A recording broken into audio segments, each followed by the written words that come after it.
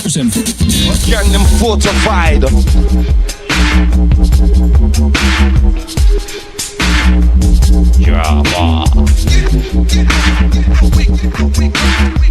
So in come the disco record.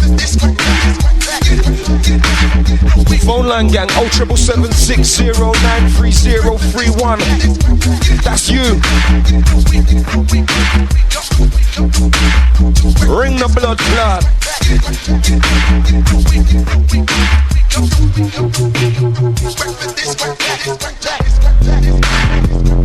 Wallowfy.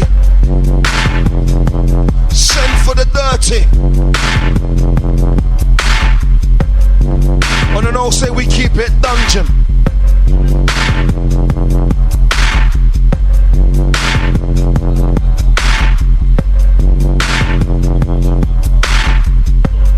After the 270.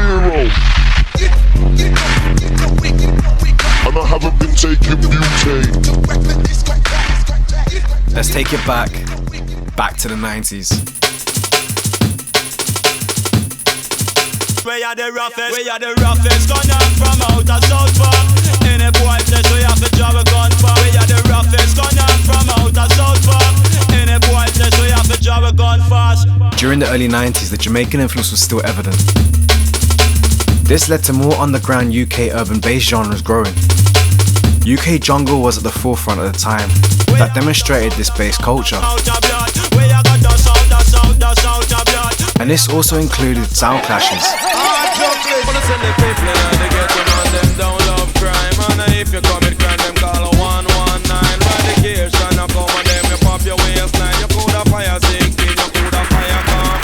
Kenny Ken became champion of the 1994 Jungle Sound Clash at the Royal Express in North London against DJ Rap, Devious D and Mickey Finn.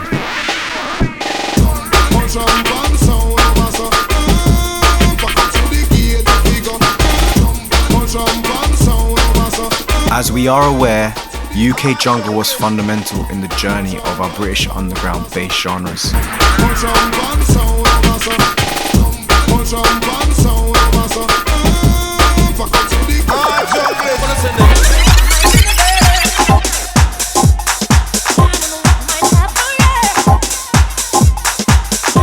By 96, UK ravers were vibes into a new sound called UK Garage. Emerging from the Sunday house scene, producers and DJs were starting to bring this sound to the masses. This was starting to become the new UK sound.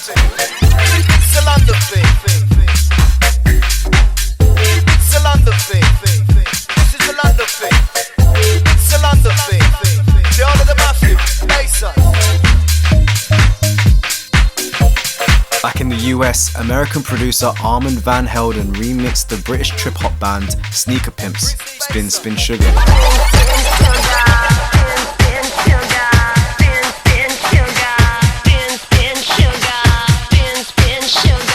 His production style created that dark atmosphere on the track, hence the name Armand Van Helden's Dark Garage Mix.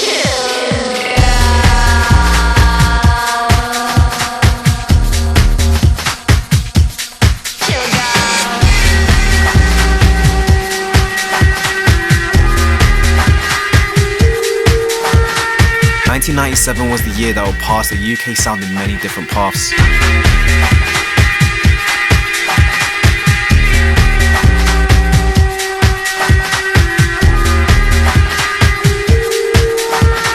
A track by Double 99 emerged, fusing the 4 to the floor garage beat and the emphasis on that heavy bass sound.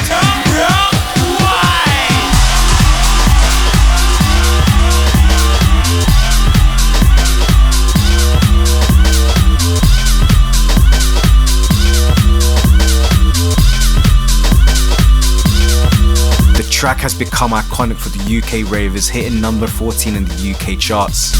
The sound was unique, creating the term speed garage, and this will pave the way for many more dark bass heavy 4 to the floor tracks.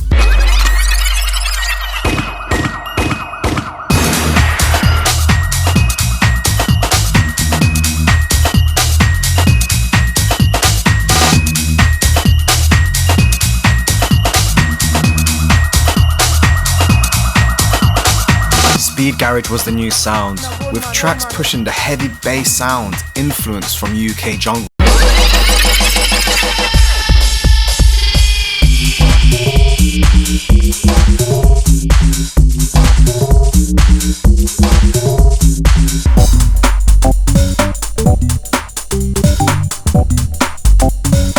UK garage was becoming commercial, not only that the sound had changed from the 4 to the floor style beats to a 2-step beat, influenced by Kelly G's bump and go mix, but had changed the UK garage sound.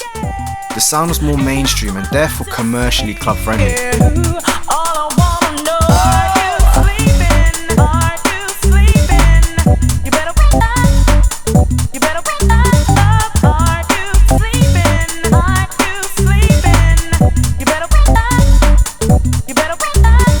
However, within the UK underground, producers from a UK jungle drum and bass or UK hardcore background were still experimenting using the 2-step garage foundations.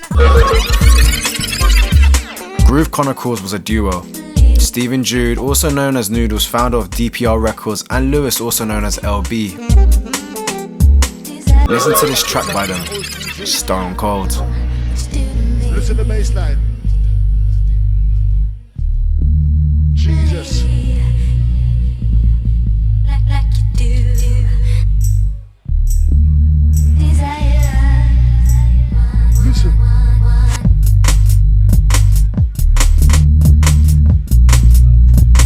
This duo kept them heavy bass vibes, and this will also push the unique bass sound used within garage.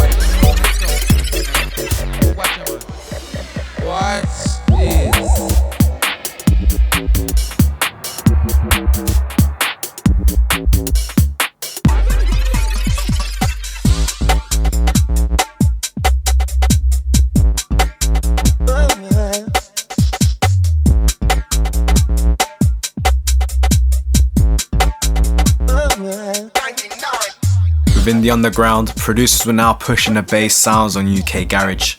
Producers such as DJ Zinc,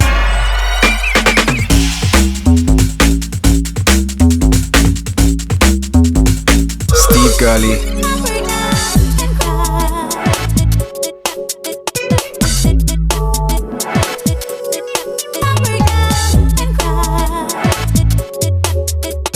Horsepower, and many others. Cause when it comes to music, is we are the gaga. Yeah.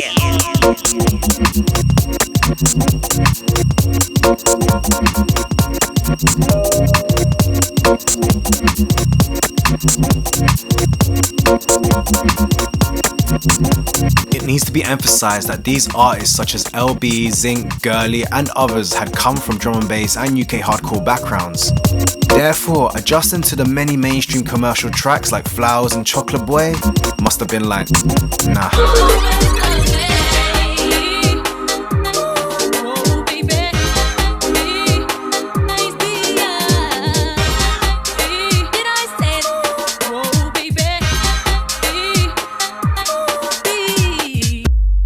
I feel good, good, good. I feel good, yes, wonderful, good. Anytime I come in on the dance, I feel listen to the man in my neighborhood. In my neighborhood, where my DJ keeps it real. If you drop it right, gonna make us move all night. So come on, tell me how you feel. I feel good, good, good. I feel good, yes, wonderful, good. Anytime I come in on the dance, I feel listen to the man in my neighborhood. I feel good, good, good. I feel good, yes, wonderful, good. Anytime I come in on the dance, I feel listen to the man. After the millennium, MCs were now more at the focal front. Previously, MCs would rhyme up over the rhythms and amp up the crowds. However, they were now the stars and therefore becoming more MC-led, giving us urban groups such as So Solid Crew, Heartless Crew, Pay As You Go Cartel, Genius Crew. MCs were now the stars and would now put the UK sound into different set paths.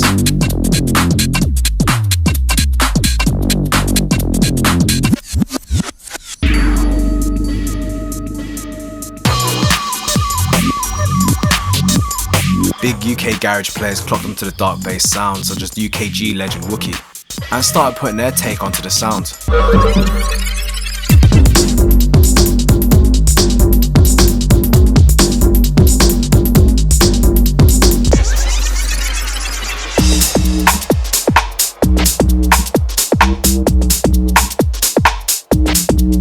At this point, the early grime and the dark two-step garage sounds were inextricably linked. The influence is so much, words cannot express.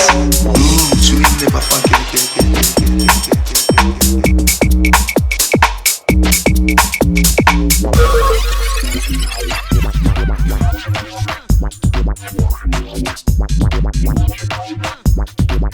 But within this musical journey, it will take us somewhere unexpected. And they would have known the impact they would all have had at the time. In the borough of Croydon in South London was a record store called Big Apple Records. And this place was the hub of the biggest names in the UK dubstep scene. Croydon has a well-known market located in Surrey Street known as the Croydon Market. Historical records of this market have been dated back since the 13th century. Big Apple Records was owned by John Kennedy. This record shop was a UK garage music specialist, so therefore when hosting their Christmas event, they had LB play, who is the founder of Ghost Records.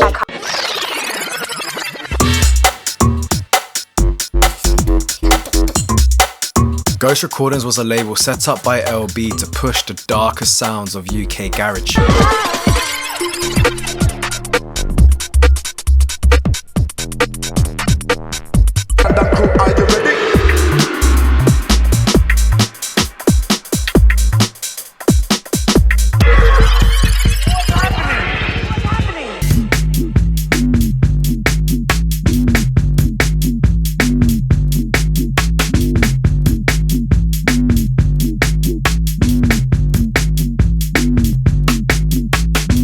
Also gave this record store the unique opportunity was having their own workers play a set such as DJ Hatcher, pushing the dark two-step sounds.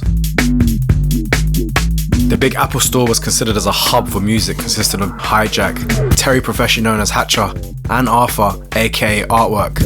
With a studio upstairs above the store, Artwork would create legendary records there. Record stores within the UK were very important. They were the connection between the customers, the local pirate radio stations, and the supply of the newest underground sounds. With the number of people coming in and out of the record store, there was bound to have a few heads influence on what was going on. This included two important young lads, Oliver, who was Hijack's younger brother, and Adebenga, also known as Scream and Benga.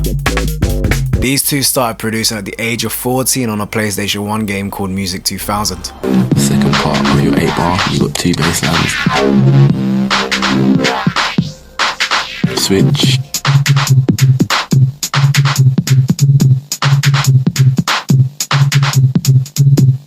That's how you just make a tune. Hatcher was important. People making the dark sounds go to Hatcher as he was always the one who would play everyone's track in the store. Check him out and see if it sounds good to be cut up upstairs to be played at his sets. And not only that, he would give them feedback in regards to what he wanted to be put on the track. More bass, more tribal, more dark and so forth.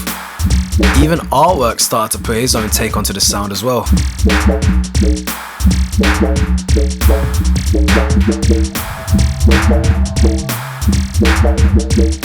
Just like sound system culture, cutting up of dubs were unreleased exclusives, so DJs were in the loud for hope of copying them. Like sound system culture, it began the competitiveness on who had the latest sounds.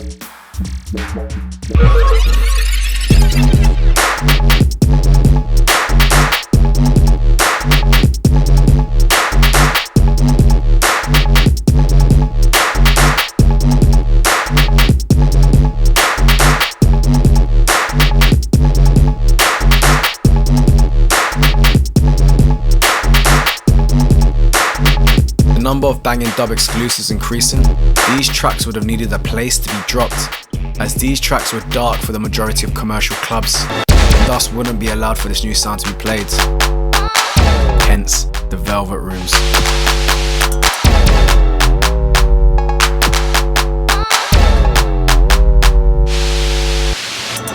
As stated within the UK Garage doc on the previous episode, UK Garage raves started to become dangerous, with clubs and fight shootings occurring in garage events.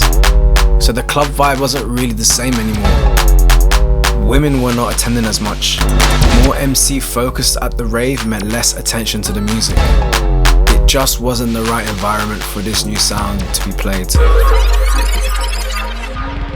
In London, Soho, a nightclub called the Velvet Rooms showcased big names within the UK's music scene for decades, hosting nights such as Fabio's, Wednesday's D&B night called Swerve, Carl Cox's Bass on Thursdays, and Forward, dark two-step night run by Sarah Lockhart. Her night is considered to be responsible for pushing forward the new dark UK sound.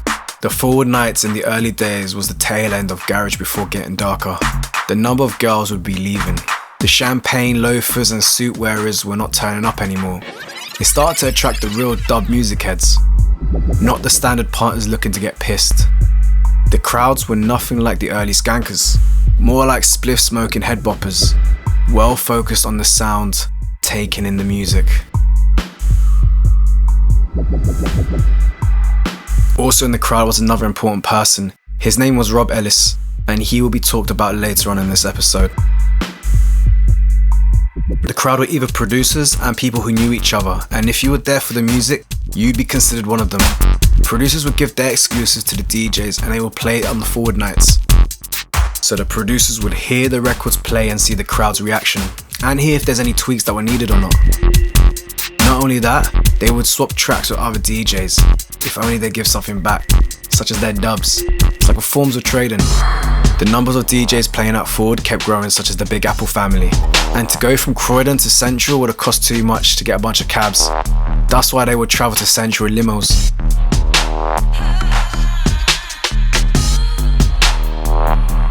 The Temper label was also another major player when pushing this musical style. Started in the beginning back in the 2000s. Temper's first dozen releases were by Horsepower Productions. An 8-man group consisting of Benny Hill, J King, Matt aka Lev Jr. and several others, whom all came from drum and bass backgrounds. They released a lot of dark, bass-driven two-step styles, pretty much creating their foundation. The group is credited alongside LB and the Ghost Collective for their foundations of dubstep. Benny Hill put in a lot of dub influences on the tracks and placed the snares in the wrong beat. The sound was experimental, yet it sounded good.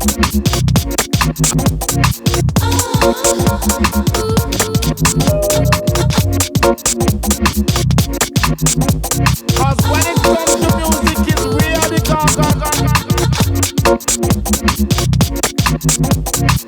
The sound created by the artist did not fully sound like UK garage anymore. And it wasn't fully grime, as was not intended for any rappers. Dubs was only focusing on the music and such. The sound needed a name.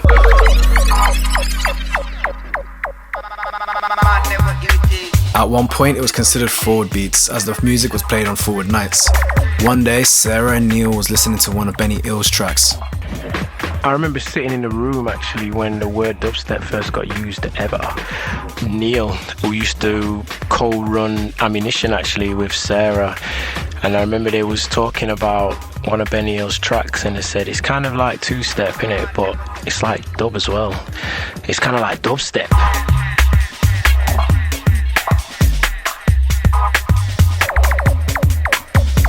The influence of the Jamaican connection on the sound can be also thanked to another major label. A label which would push the sound further into the dark side of things, yet again create more attention to the sound. We'll always say it for Jah and do it for Jah. So we give Jah the glory. Rastafari, Haile Selassie, who lives and rules over all living things. The DMZ crew consists of Malak, Koki, who together are Digital Mystics, Loafer and MC Sergeant Pokes. These artists grew up heavily influenced by the early UK underground scene, such as the jungle, D&B, mixed with the dub and sound system events at such a young age. Creating mixtapes in their bedrooms was now being played at Forward, thanks to meeting Hatcher at Big Apple. Many more artists and labels started to emerge, such as Hyperdub, founded by Code 9, and establishing themselves as dubstep DJs. The sound was changing, and so was the Forward nights. Changing from the Velvet Rooms to Plastic People in East London, the venue was bigger, dark, and in the basement, the right dark atmosphere for dubstep. However, similar to what happened to UK garage in the 90s, there was still no chance to have a night on Saturdays. In Brixton, South London, was a venue on Brixton Hill called Third Base, which was part of the mass within St. Matthew's Church, a church converted into a 3-story club. The venue was dark and the sound system sub was heavy. With great luck, the DMC crew had the free slot at the venue on a Saturday night.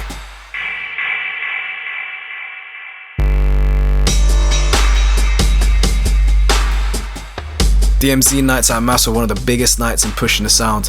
Having the original dubstep players have their slots on their night, and to make sure you got involved was truly valued on your exclusivity of tracks. Hello, I'd like to hear a new beat on the request line. Okay, you got it coming up.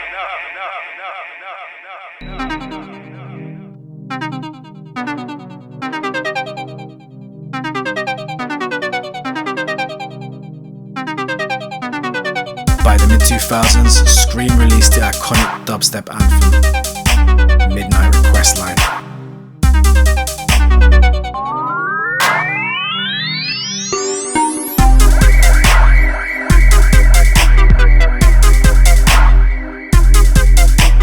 Dubstep was growing, and so was the recognition of Forwards and the DMZ nights.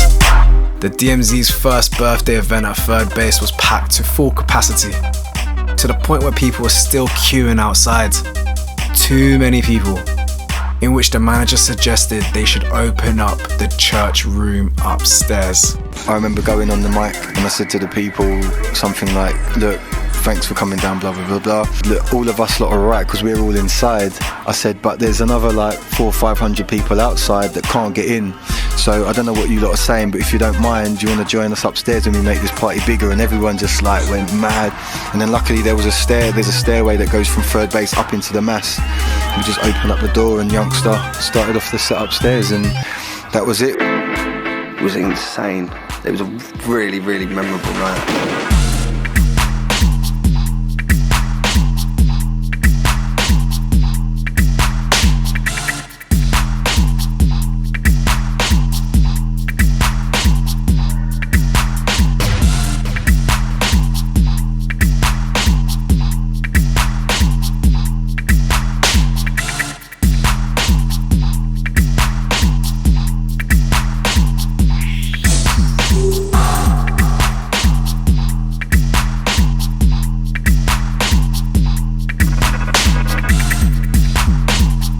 As dubstep was growing, so were the music heads.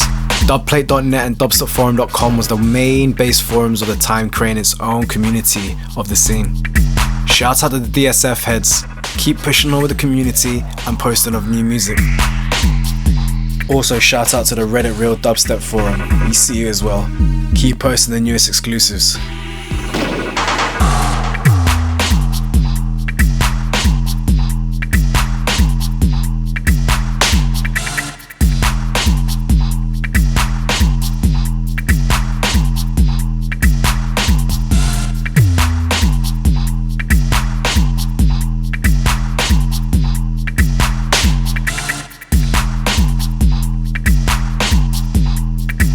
Dubstep sound was starting to grow not only in London but in other cities in the UK, such as in the West Country, the city of Bristol, dubstep's second home.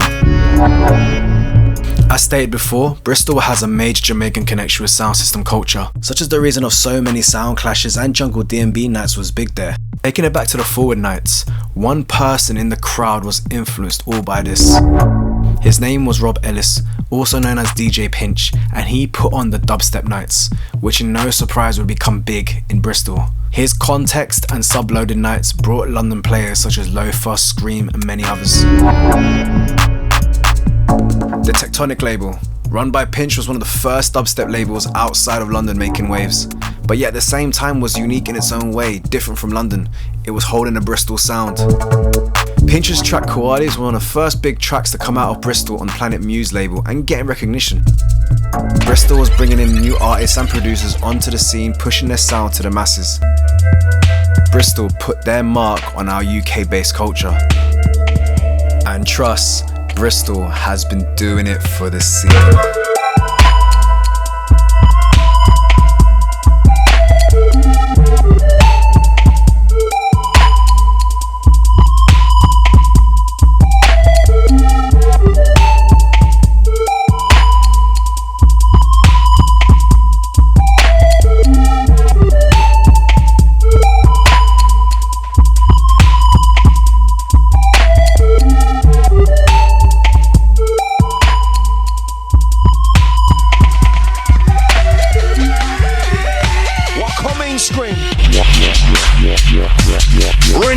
this.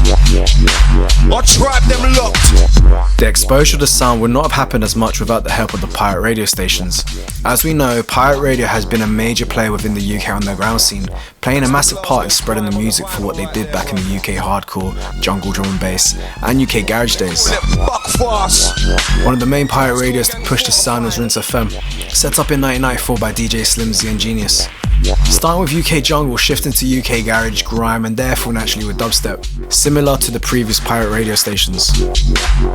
Rinse FM brought on many DJs such as Hatcher, Youngstar, Code 9 and many others. Many of the Rinse FM sets can be heard on Dub Tactics channel.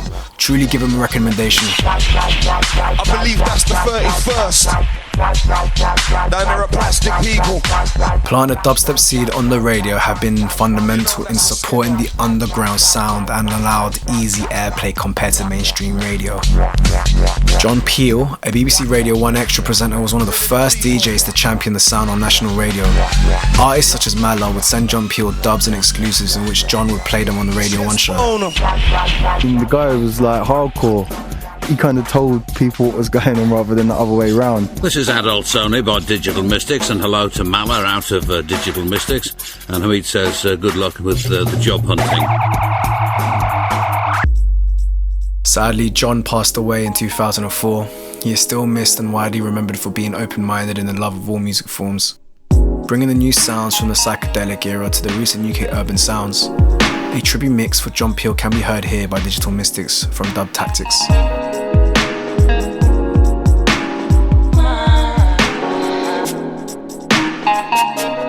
On the 9th, flowing through the 10th of January 2006 was a radio show on BBC 1 Extra hosted by Marianne Hobbs. There was a slot known as the Breeze Block, and this slot helped the first major session, showcasing all over the nation Dubstep Wars. It's the Breeze Block. Dubstep Wars.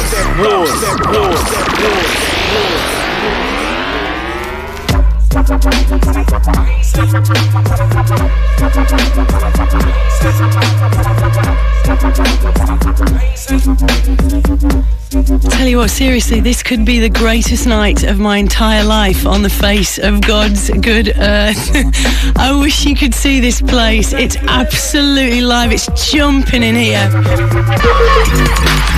Income loafer. Heavyweight soldier. And I would do of it inside of Dubstep Wars, Radio 1.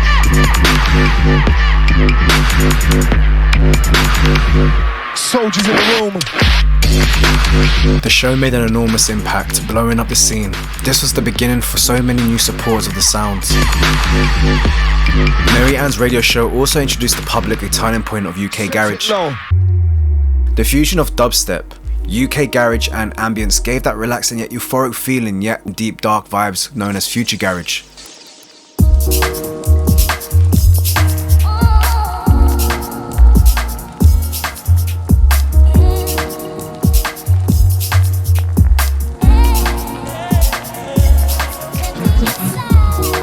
South London's producer Burial created albums on Code 9's label, Hyperdub. Code 9 is a well-known music producer of the dubstep and electronic music scene, creating some iconic tracks. Code 9 was Burial's mentor, and thus resulted in Burial receiving nominations such as the Mercury Prize for his Untrue album, which has recently gotten attention again, especially in the States. I do recommend giving his music and work a listen to. It's such a great privilege and an honour to preview this album on the show tonight. Burial, let the curtain fall. The stage is yours. Tell me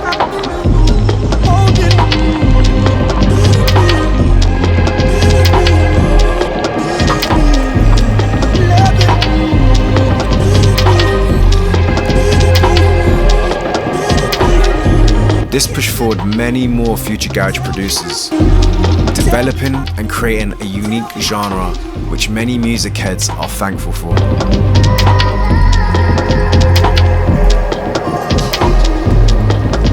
If it wasn't for Mary, we don't believe the sound would have had spread as quickly as it did.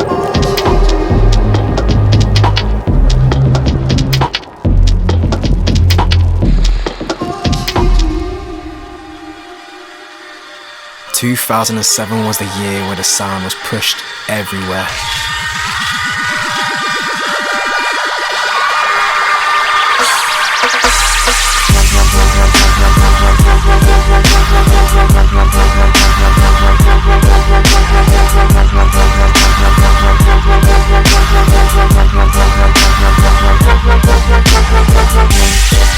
The Forward Nights and DMZ Nights were the big events to go to.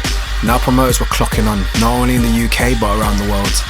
This gave the opportunity for the artists to perform and tour not only at British clubs, but also now at festivals and raves all over the world. Events in Spain, the US and many countries across the globe.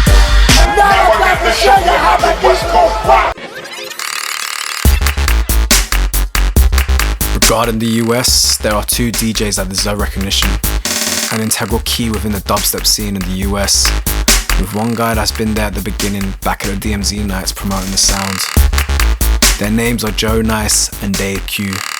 They were the first to push the original dubstep event, Dub War, in the United States back in 2005. Dub War started in June of 2005. Me and Joe Nice playing, and Jew Akali was emceeing. In Manhattan, where we brought people from London, we brought Mala from DMZ, Alofa, Scream. That was where it really kind of cemented itself as representing this new sound that was coming from London. Joe, do you think the history's getting better or worse, bro? History's getting better. It's like a fine wine, gets better with age, everybody. Top telephone camera! You know what time it is! Hey, set it! Joe!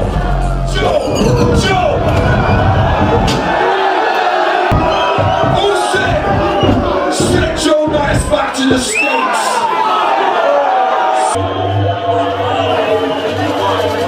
It's a birthday celebration! Let me see the candles! All of the candles!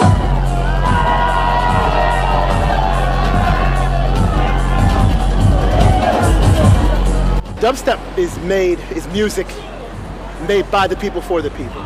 It's everything that everybody else doesn't necessarily want, but they know they want eventually. That's what dubstep is. Dubstep is the music that's from different places, different spaces, different genres, and it just forms together magically, and everybody loves it.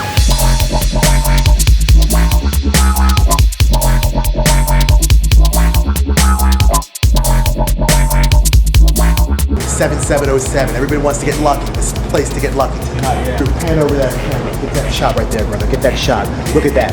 Those are speakers, everybody. Big belly bass.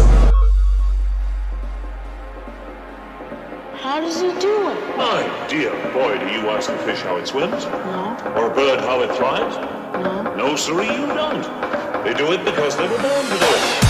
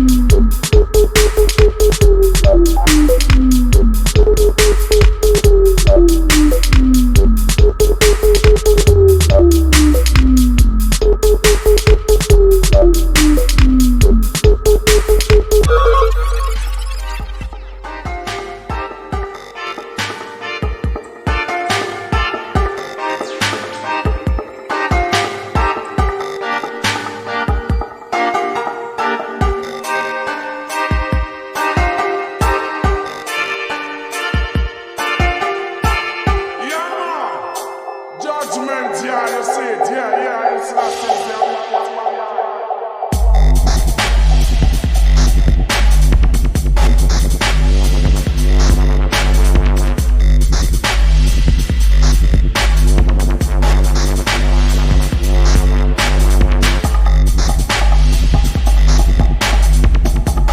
The more major airplay the scene was getting here in the UK, the more it attracted mainstream artists.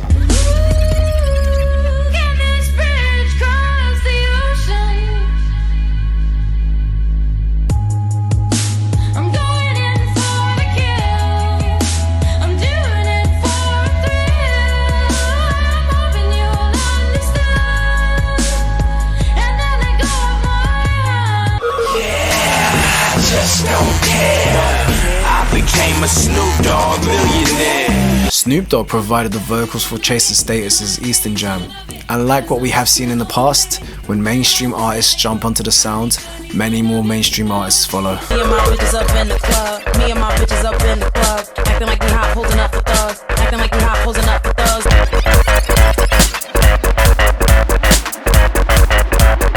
Now at this point, producers all over the world were now jumping on the hype. This mainstream exposure started to get artists worried, as many producers felt it was taking the original vibe away. Not only did the path of dubstep change, but also the sound.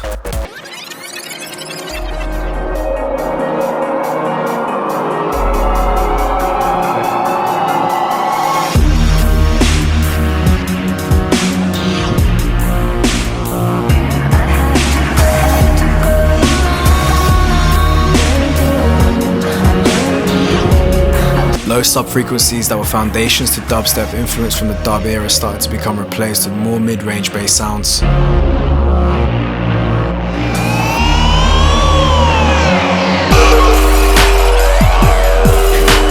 British labels such as Circus Records and Sub Soldiers and many others were pushing the sound, giving us artists such as Dr. P,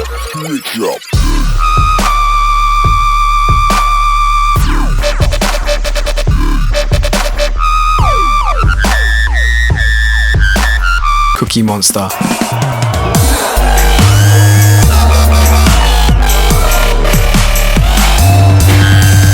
Casper, and many others.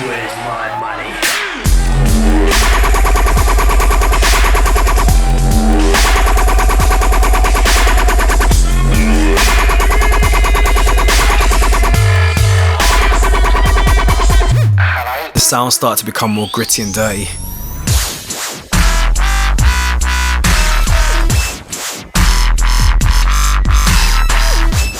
This sound will path away for dubstep, especially for the US and Canada. Canada was pushing the sound, giving us producers such as That Sick, Excision, Zed's Dead, and many others were doing their own big thing in Canada, bringing that robotic sound to the scene.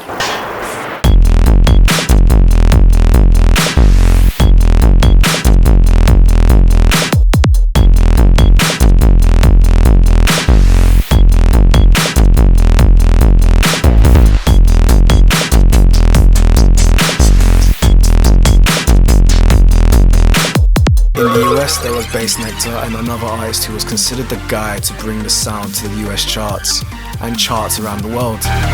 Bringing their emo and metal influences into the sounds created the new wave of dubstep, also known as brostep.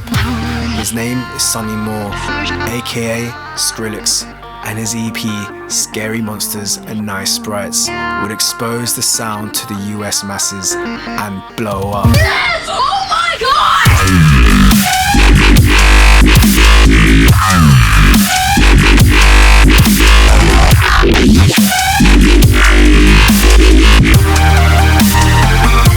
With the American market now open, dubstep was going to become essential at raves and festivals in the US and the UK.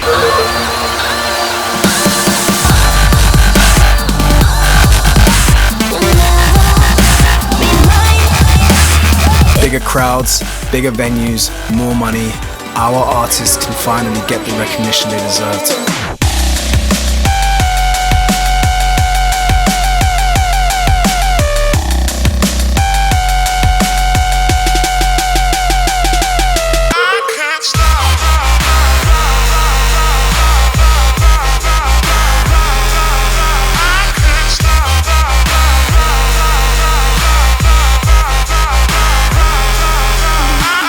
this point, dubstep was taking over the world.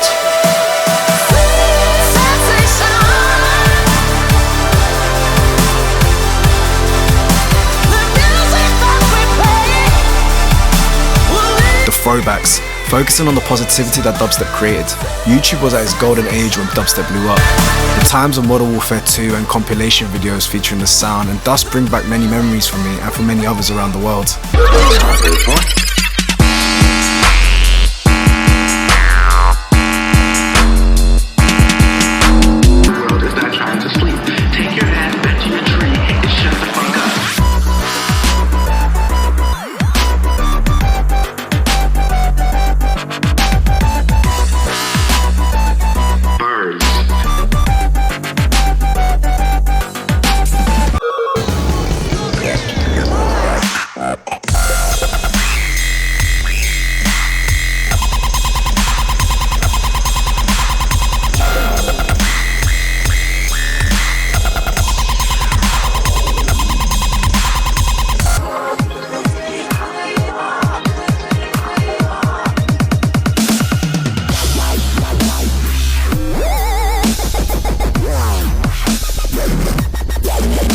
Besides all of the new sounds and new mastered tracks that was coming out at the time, especially from the US, the British original players were still pushing their sound. I try to push past, but he wants to play.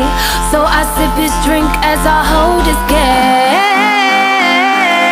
Oh, when we erupt into the room, it's feeling easy to resume. This right here, I swear will end too soon.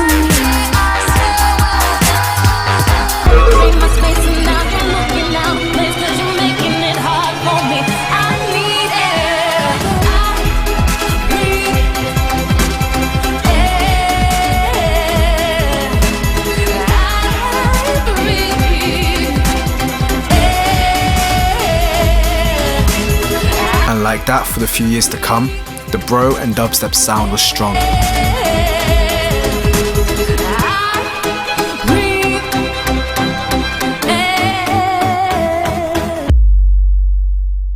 So why do people say dubstep died out? This is a mixed one. As we know, the dubstep on the charts has usually been in the form of brostep and is not the original dubstep sound during the mid to late 2000s. Entering the new decade, the sounds changed, replacing the low frequencies to mid-range, loud, gritty, growling, heavy bass sounds.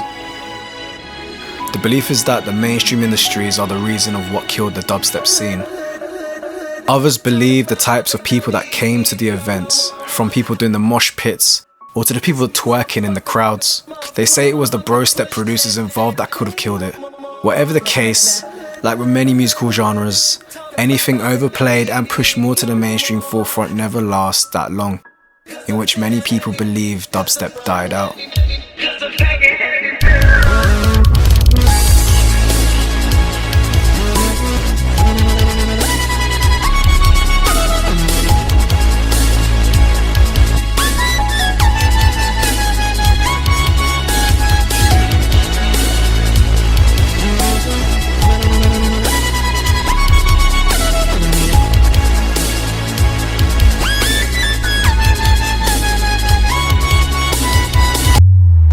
So how has dubstep inspired musical generations? Even though dubstep is not within the mainstream no more, the current state of dubstep is going on healthy and still has a big following around the world, especially within the underground.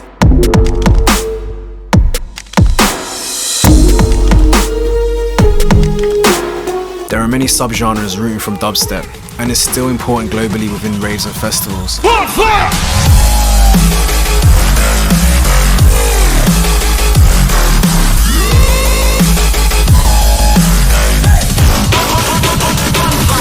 The US and Canada still keeping their brostep roots through the sounds of rhythm and other subs.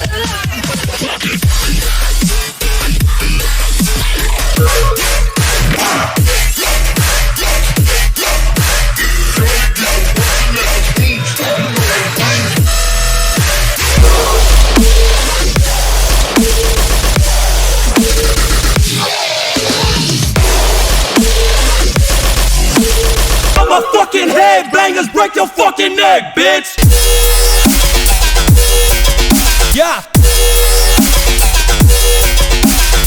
I'm back.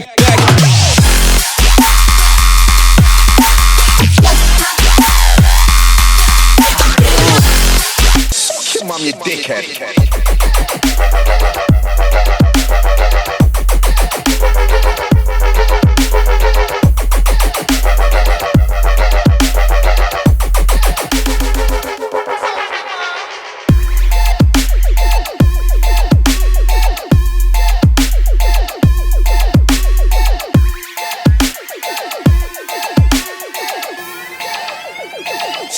Mom, you dickhead. Let's get it right.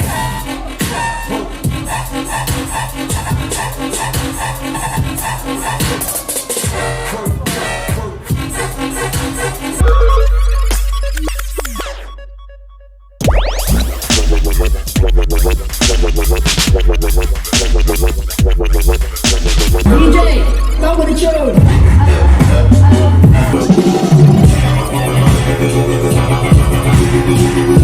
While in the UK and other places in Europe, they are pushing more of the original dark roots of dubstep sounds.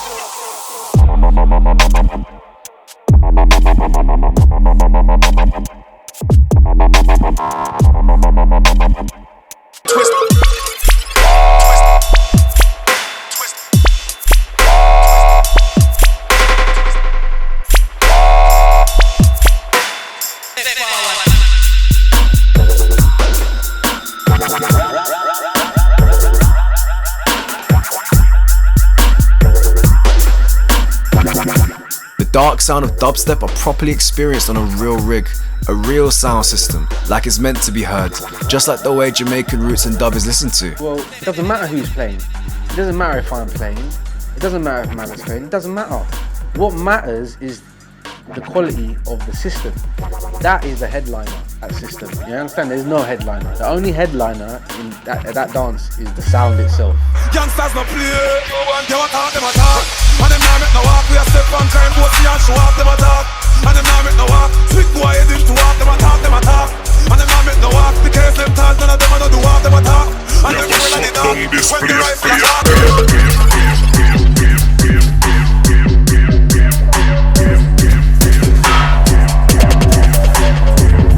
The sound is still evolving and forever changing, fusing the heavy elements of grime, dub, two-step, similar to the originals. However, creating its own unique sound, differentiating itself from the previous US subgenres.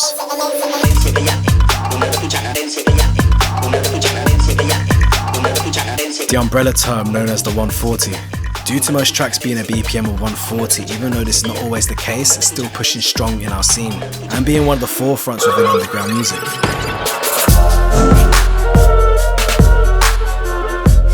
The 140 genre has such a wide spectrum, and there are many more genres out there taking in the influences such as the halftime dubstep, and the genre also known as left field bass.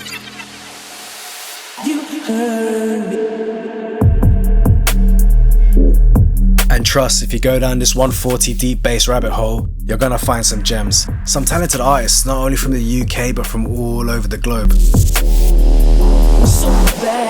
Tell them I'm gonna go some bricks, loads of bricks without everyone say. Tell them I'm up in a minute and 7. How much fun we got to the week 7? Man, don't want to get 1 out of the 7, but they're only gonna get 11.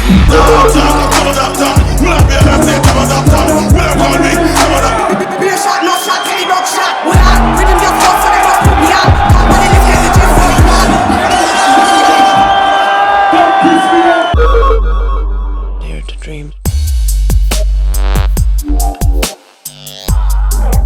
Within documentaries, there are a few that I recommend giving a watch. The first one is the iconic doc during 2006, the time of the DMZ's first birthday. The doc includes the major players of the scene of the time and their personal views and insights of where they think the sound was heading. This legendary doc can be seen on Get Darkest channel, which is linked below. Dare to dream. Another two are Dub Files and Bassway. These two are post 2007, thus including more artists' personal views, experiences, and also includes the radio stations that were involved. And the last one is a really good doc called Living Inside the Speaker, focusing on the Bristol scene, the record stores and the major players of the time. There's a reason why they say Bristol was the second home for dubstep, I truly recommend these documentaries as it shows a small glimpse of the times and its role in being a big part of British musical history.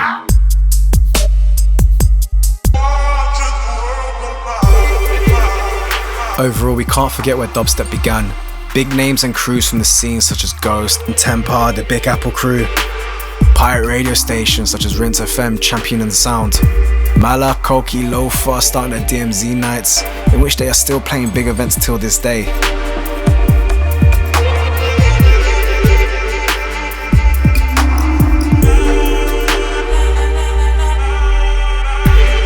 Throughout all of this, dubstep has given us a range of talented artists, not only from the UK but from around the world. The sound is diverse and still ongoing. We must also remember the influential women involved within the scene at the beginning. Sarah Lockhart starting the Forward Nights, Marianne Hobbs for the legendary Breeze Block show. If it wasn't for them and their efforts within the British underground music scene, we wouldn't have had the exposure of dubstep to the masses. Until this day, we now have female DJs influenced by the dark bass underground sound, pushing the newest exclusives.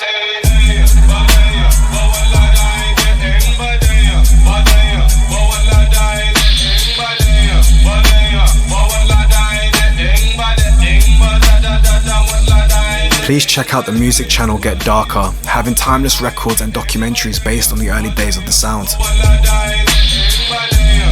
Also check out UKF. The music channel has gone over 10 years in promoting the sound and are still going till this day.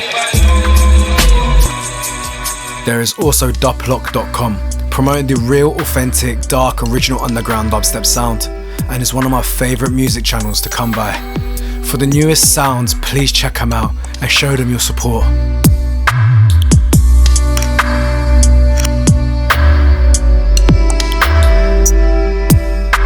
Also big up Dubstep Classics channel, and just like the name, has the classics and dubs from the early days of dubstep.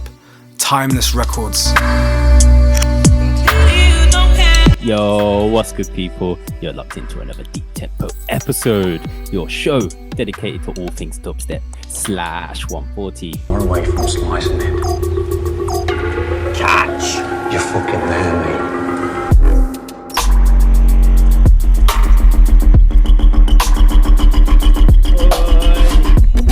Oh, love that.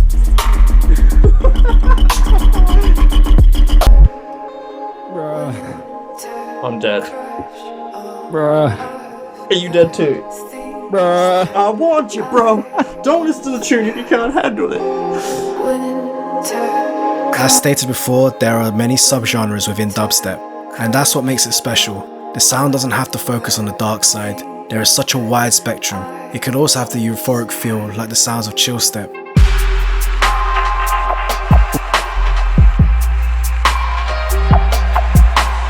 All dubstep and bass heads have their own favourite tunes.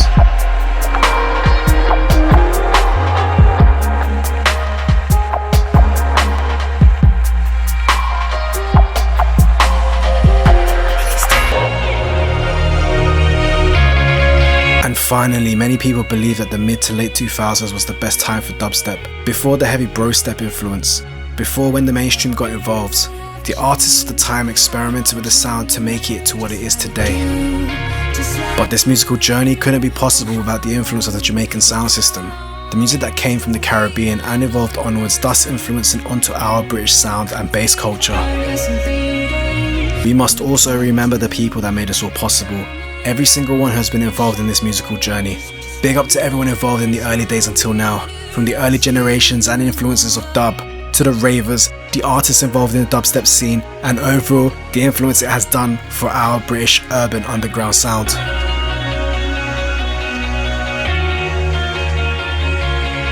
And with all of this, from the sound systems, the artists, the UK garage and dubstep producers, the dubstep community from here in the UK and from all around the world, they are still till this day keeping the sound alive.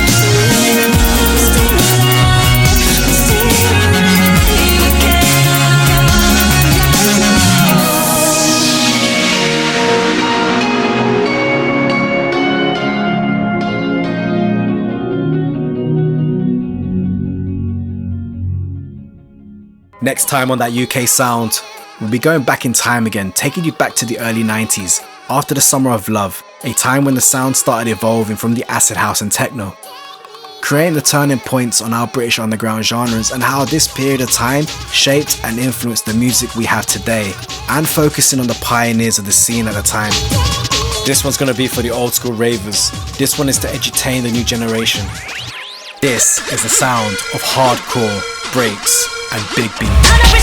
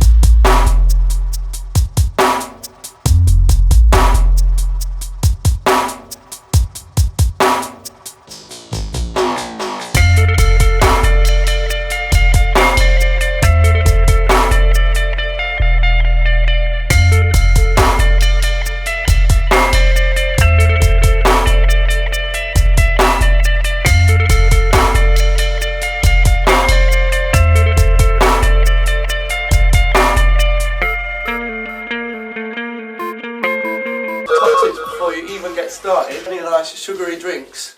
Sugar is absolutely paramount in the music making process. Haribo is a great one for getting the sugar in there. Sugar rushes make the best tunes. But with a partner, give her 20 quid and send her to get her nails and her eyebrows done down the beauty shop.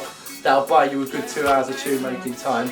That's my top tip, and that's where she is now. Basically, what I'm saying is, make sure you don't have to leave the workstation. Squeeze them!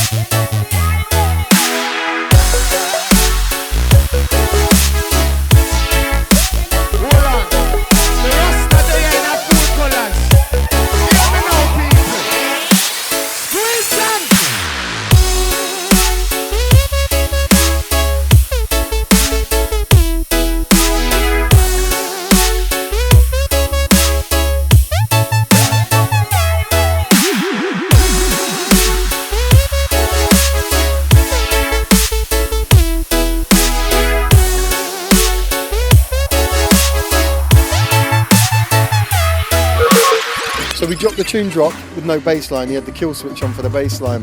When he flicked on the switch to the bass line come back in, no joke, man, like my eyes kind of like crossed and went back out. The bass just vibrated and 2 car alarms went off.